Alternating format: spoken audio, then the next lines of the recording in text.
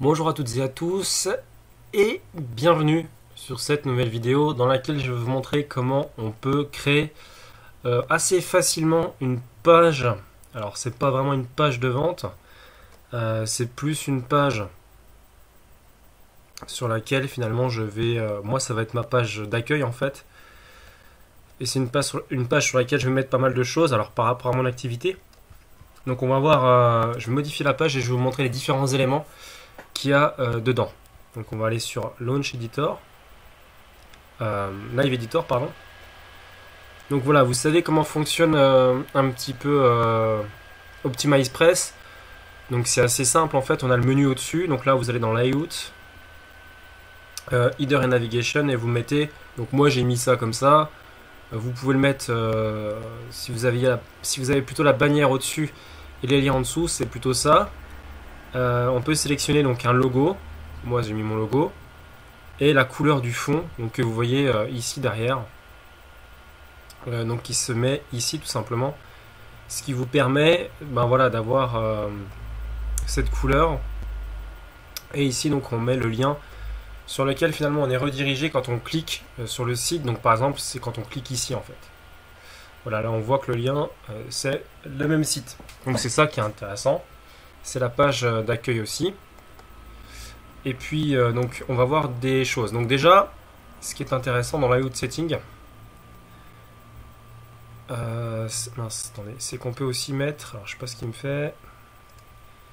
On peut aussi mettre donc tout ce qui est le footer. Donc le footer c'est ce qui est en bas de page, donc ce qui est tout en bas.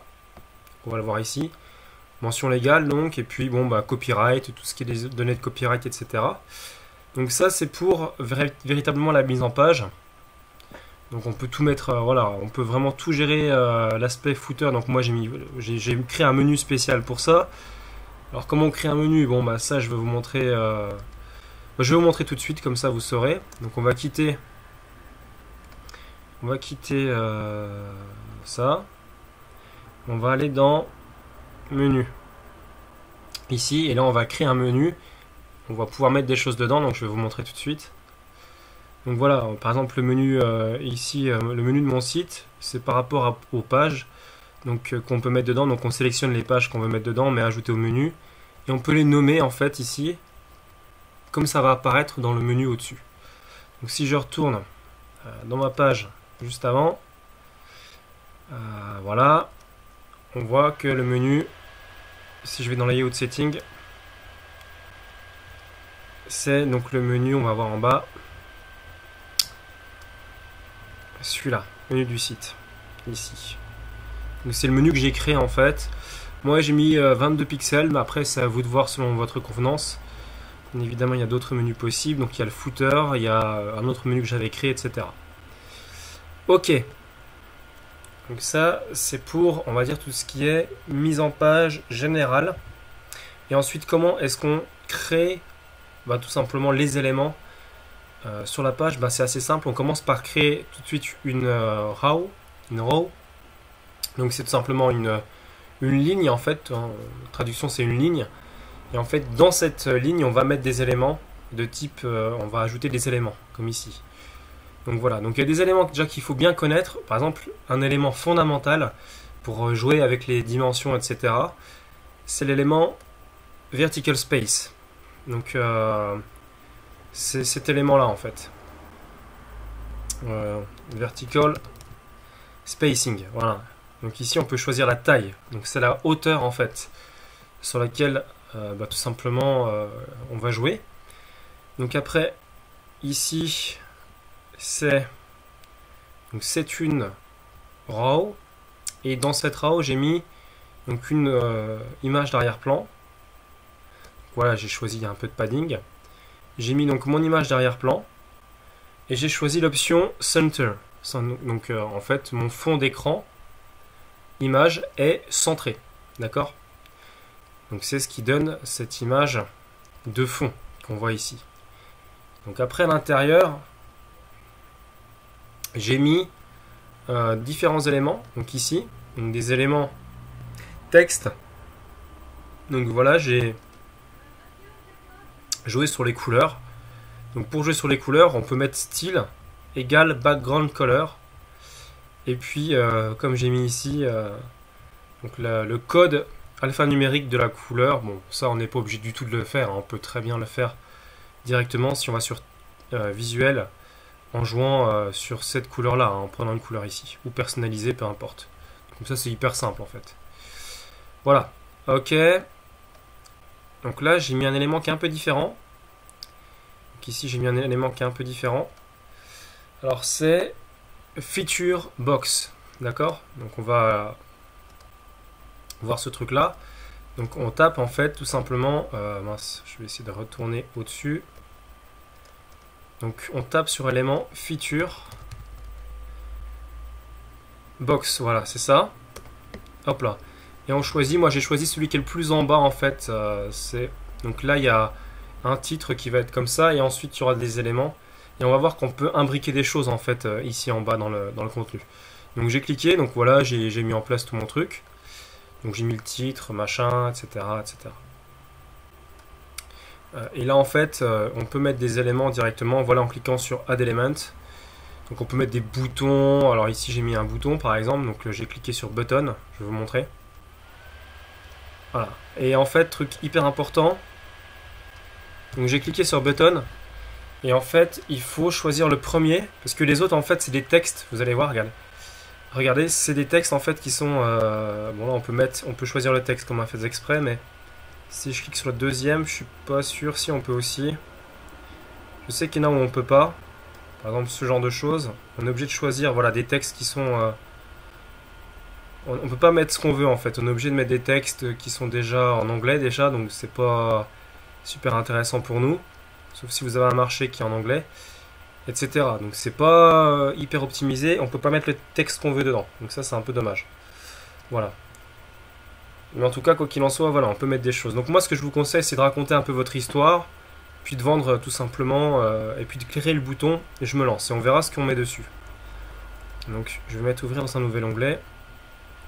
Et en fait, dans je me lance, je mets simplement, pour ma part, vu que c'est du coaching, c'est une offre de coaching, je mets simplement tout ce qui est en lien avec le formulaire qui va m'être envoyé par mail et qui va me permettre de rentrer en contact avec le client, ou plutôt qui va permettre au client de rentrer en contact avec moi. Donc ok, on revient ici. Alors, dans cette configuration, voilà, là il y a un spacer, et là il y a toujours un champ texte avec, ici c'est un titre. Donc texte bloc avec un titre en fait, là on peut choisir, là j'ai mis niveau 4, voilà on peut choisir un titre niveau 1, un titre niveau 2, peu importe. Et pour mettre une vidéo, comme j'ai mis ici, donc il suffit de cliquer sur le petit stylo qui est là, hop là. Et donc là on va dans, alors vidéo tout simplement, hop là on va dans vidéo player, et on choisit le premier truc. Donc type, moi j'ai mis YouTube vu que c'était une vidéo YouTube. Donc voilà, j'ai entré l'URL de la vidéo YouTube. Hein, donc on va là et on va sur une vidéo par exemple ici. Et tout simplement on rentre l'URL qui est là. On fait copier, on pourra faire coller. Et puis donc je vérifie que c'est bon. Donc voilà. On met le truc ici, donc je vous montre qu'il y a rien de coller. Et on remplit. Et donc là, on peut choisir les contrôles. Donc moi, je vous conseille de mettre Hide Controls et Hide YouTube Logo. Alors bon, tout ne va pas... En fait, on ne peut pas tout faire. Soit on cache les contrôles, soit on cache le logo YouTube. Alors qu'est-ce que c'est cacher le contrôle? C'est tous ces trucs-là. Ça, c'est tout ce qui est le contrôle. Donc c'est-à-dire qu'en fait, le mec, il pourra juste cliquer au milieu de la vidéo, ça va se lancer. Il va cliquer, ça va mettre pause, mais il ne pourra pas choisir le moment de la vidéo ni rien. D'accord? Donc ça, c'est cacher le contrôle. Et cacher le logo YouTube, c'est que des fois, il y a un logo YouTube qui apparaît, qui permet de voir la vidéo directement sur YouTube, et là, on ne pourra pas le cacher. C'est l'un ou l'autre, en fait. On ne peut pas avoir les deux. Donc, OK. On retourne sur la page. Donc, on quitte ça. Ici, donc, toujours un spacer. Et là, ici, c'est un truc particulier au niveau de la colonne. Je vais vous montrer. Donc voilà, en fait, j'ai choisi l'option... Alors, attendez, je vais vous montrer. Add New Row. En fait, voilà, j'ai choisi l'option ici, Featured Areas, et j'ai choisi Section Break. Donc en fait c'est une toute petite section qui vient couper en fait eh bien ma page avec un titre. Donc là la couleur, bon, j'ai choisi la couleur bleue parce que j'aime bien ce type de couleur. Et en fait j'ai choisi il y a deux sections, hein. Une section à gauche, une section à droite. Et donc là il y a préparation qui est sur la section de gauche et démarrer avec succès qui est sur la section de droite. En bas j'ai fait différemment. J'ai mis tout simplement donc on est resté sur deux colonnes. Ici donc j'ai mis une photo tout simplement, donc là c'est dans image, hein. Donc j'ai fait image tout simplement. Donc là c'était vidéo, on met simplement image. Donc image tout court, hein. Vous occupez pas d'image with texte ou quoi. Ça c'est simplement si on a un champ dans lequel on a image et texte. Moi je préfère prendre image directement. Donc on choisit son image. Donc là on clique dessus. Voilà, on sélectionne son fichier, etc. Donc moi j'ai mis cette image là. Et à côté j'ai mis tout simplement un champ texte. Donc là comme vous savez maintenant. Donc tout simplement le champ texte, hein, ici. Donc texte bloc. Donc voilà. Et celui-là. Voilà, et j'ai rempli le champ ici. Ok. Donc là ici j'ai mis un bouton. Donc on va voir comment. Donc j'ai mis un bouton. Alors ce qui s'affiche ici en fait c'est ce qui est mis sur texte. Là on a commencé maintenant. Donc c'est ce qui s'affiche tout simplement ici. Moi j'ai mis 32 pixels mais bon on peut faire différemment. Et drop shadow c'est ce qui me permet d'avoir ce petit côté là noir ici et ici. Donc j'ai mis 6 sur l'axe vertical donc ici. Et j'ai mis 5 sur l'axe horizontal. Donc c'est un peu une bordure en fait mais seulement ici et ici. Pas autour ni au-dessus ni sur la gauche. D'accord? Donc là, j'ai refait un petit peu comme au-dessus. C'est-à-dire que, voilà, c'est pareil sauf que la couleur change. Hein, donc une section break ici. Donc, par exemple, si je mets un numéro, on va tout en bas, c'est feature areas et section break. Tout simplement. Donc deux colonnes. Et ça me permet d'afficher donc deux textes. Ok. En sachant qu'on n'est pas obligé de faire section break, hein, on peut très bien choisir, alors je vais vous montrer, tout simplement deux colonnes comme ça. Hein. Voilà. Après, ce sera à vous de jouer avec la hauteur, etc. Et pour mettre les éléments correctement. Et moi, après, ce que j'ai mis, c'est en bas trois éléments. Donc là, c'est pareil, c'est une colonne, en fait, je vais vous montrer. Voilà, colonne de 3 éléments. Donc il y a un élément à gauche, un élément au milieu et un élément sur la droite. Donc là à gauche je mets une photo, donc j'essaie de faire en sorte que les photos soient de la même hauteur, un titre, et puis soit je redirige vers ma formation, donc là ici c'est mon coaching, soit je redirige vers un article qui va permettre de vendre différemment ma formation, ce qui peut être pas mal parce que je peux avoir des arguments qui sont plus travaillés pour tout simplement pour atteindre mon client. Donc voilà, une fois que ça c'est fait, j'ai mon tout simplement mon blog qui est en place. Ok, donc là je vais quitter tout ça. Donc là j'ai le formulaire, ça on va pas trop rentrer dans le détail, c'est pas très important. Donc je vais revenir par ici.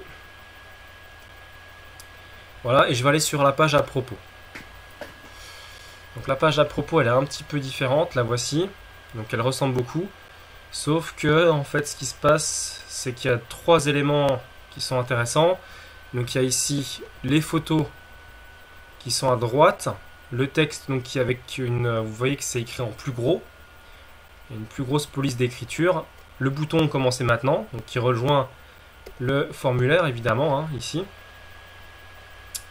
Et puis le côté contact, donc qui va permettre aux gens de me contacter, donc, que vous pouvez voir tout simplement ici. Alors, on va aller sur modifier la page pour que vous puissiez voir. Donc là ici, bon, tout ce qui était au-dessus, je l'avais déjà fait. Donc là, ça, on avait déjà vu. Donc, on va descendre directement ici. Et là, qu'est-ce que c'est? C'est un champ texte, tout simplement. Hein, avec voilà, la taille de 17 pixels, donc qui est un petit peu plus élevé que ce que j'avais montré auparavant. Et ici, donc, il y a juste 3 images. Hein. Donc là, c'est image, hein, tout simplement. Hein. Donc, vous allez ici et vous tapez image. Et vous choisissez donc image. Et vous choisissez le premier truc et vous sélectionnez votre image. Donc voilà, depuis internet par exemple, ou depuis votre ordinateur, ou depuis votre bibliothèque de médias que vous avez déjà qui est déjà existante. Donc voilà. Commencer maintenant, donc ça c'est un bouton qui est super intéressant. Donc toujours pareil, le texte ici s'affiche ici, hein, donc on met ici, on met la taille. Drop Shadow, pareil, j'ai mis 6 pixels et 5 pixels. Donc c'est tout ce qui est là, et puis j'ai mis un contour en fait, voilà. Tout simplement, alors un truc intéressant c'est que sur le lien, donc j'ai mis mon lien, mais j'ai aussi mis un truc, c'est Open in New Window, ce qui veut dire que ça va s'ouvrir dans une nouvelle fenêtre. Donc on verra, si je clique ici, vous allez voir après, ça s'ouvre dans une nouvelle fenêtre, et ici pareil. Normalement ça s'ouvre dans une nouvelle fenêtre, donc c'est l'idée target blank qu'on voit ici, donc ça s'ouvre dans une nouvelle fenêtre. Alors comment on fait? C'est assez simple, on va sur le lien, hop, on modifie, et en fait, option du lien, on met ouvrir le lien dans un nouvel onglet, d'accord? Donc ça va l'ouvrir dans un nouvel onglet, donc on verra tout de suite comment ça se passe.